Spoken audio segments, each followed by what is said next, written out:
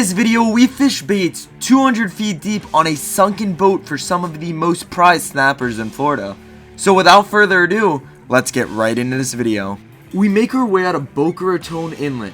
Once we get out of this inlet, we make about a 2-mile run north to set up on some snapper spots we had. Once we got to this spot, we positioned in about 150 feet of water on our first spot. And on this spot, we positioned on the outer skirts of the shipwreck just so we wouldn't lose a lot of our tackle to the wreck. Next thing I start doing is cutting up this bait, and on this day we forgot our cutting table at home, so I was just using my fishing scissors to cut up these sardines.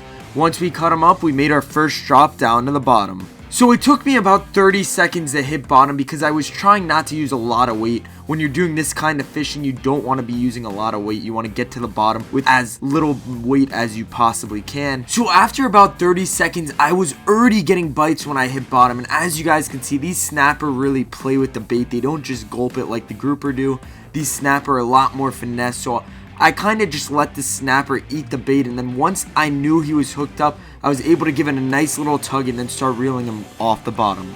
So we were about 2 minutes into this and we already had our first fish hooked up.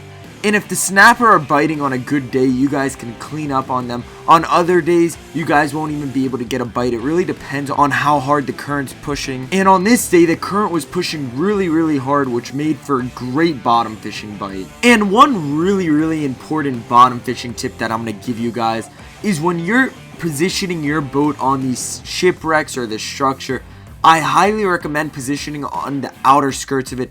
Don't position right on top of it. That's unnecessary, and usually you're going to get snagged more than catch fish.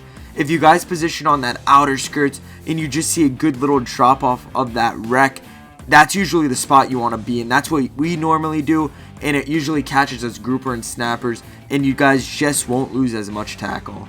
So we now had this fish right under the boat, and the best thing about bottom fishing is, like I told you guys, when the bite's hot, it's great. You guys will drop a bait down there and have a ton of action.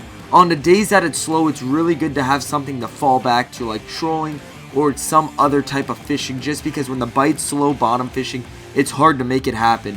So we now had this fish right under the boat, and we had these really long leaders this day just because these mud and snapper are lead shy. And if you don't use these long leaders, you guys will not get a lot of action. These long leaders usually help get you a lot more mud and snappers. So we saw this fish now coming up to the surface. And when you're doing this kind of fishing, you guys do need a descending device or a venting tool, because a lot of these fish suffer barotrauma. And if you don't have those tools, you guys won't be able to successfully release these fish. Sadly, on this mud and snapper, I couldn't show you guys how to do it just because we were using GoPros this day. It was only my dad and I. But earlier this week, we caught a smaller grouper, and this is how we use a venting tool. So we take that venting tool, and you guys on a fish will normally feel where all that air is at. And that's usually where you want to poke the hole, right under their belly.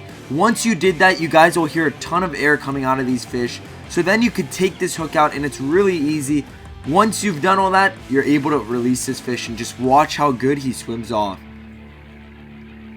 And as you guys can see, this fish was successfully able to swim back down with no issue. So once we were able to release that snapper, we set up on another spot here, and this spot was in about 150 to 200 here. We dropped down one of those baits again, and it honestly only took us about 5 or 6 minutes, and we got our first hit, and this fish felt a lot nicer.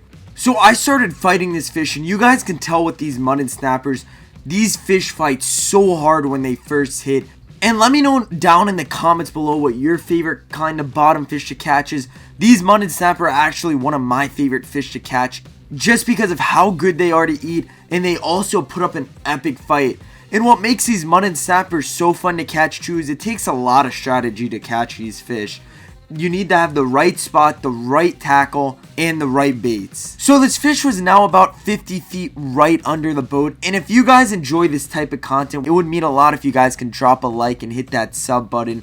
It takes us a lot of time to film these videos. So we got this weight now right near the boat. And as I told you guys earlier in this video, we were using these really long leaders, about 50 feet of leaders. So we have to leader these last couple feet of line. So I started hand lining these last couple feet of line. This has to be the best part about mud and snapper fishing. Leadering these fish is so much fun. So we had this fish now right near the boat, and these mud and snapper have to be 18 inches to keep. So we saw this fish now right near the boat, and it looked like a really nice sized mud in here. So we measured this fish, and this fish ended up actually being 18.5 inches, which made it a legal fish to keep. We hope you guys enjoyed this fishing video, and we hope to see you guys in the next Barjack's Family Fishing video.